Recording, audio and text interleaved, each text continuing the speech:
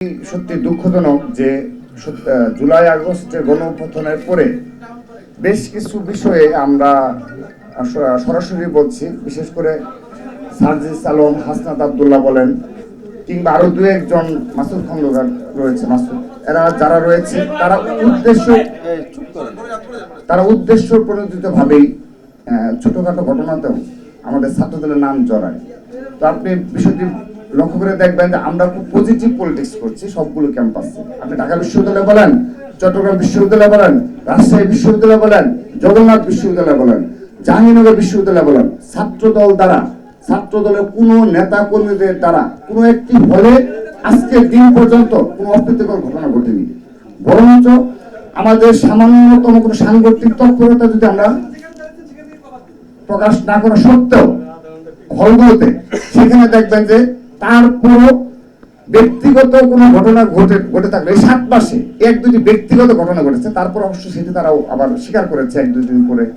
তো সেই ব্যক্তিগত ঘটনার দায়ও কিন্তু চাপানোর চেষ্টা করা হয়েছে, যদিও সেটি সফল হয়নি। ব্রেকফাস্ট, টিফিন কিংবা স্ন্যাক টাইমে মজাদার আয়োজন মানে অল টাইম ব্রেড।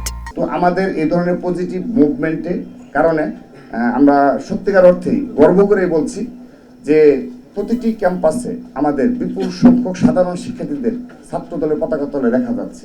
এবং আমরা যখন কোনো কর্মসূচি ঘোষণা করছি, যেমন ছাত্রলীগের বিচারের দাবিতে এবং তার দূষণদের বিচারের দাবিতে আমরা মার্চ ফর জাস্টিস কর্মসূচি পালন করেছি প্রায় 3 বা সারা বাংলাদেশের প্রতিটি ক্যাম্পাসে। তো সেখানে দেখবেন যে এই মিছিল দীর্ঘ থেকে দীর্ঘতর হচ্ছে, কারণ ছাত্রলীগের বিচারের দাবিতে সবাই আমরা একমত।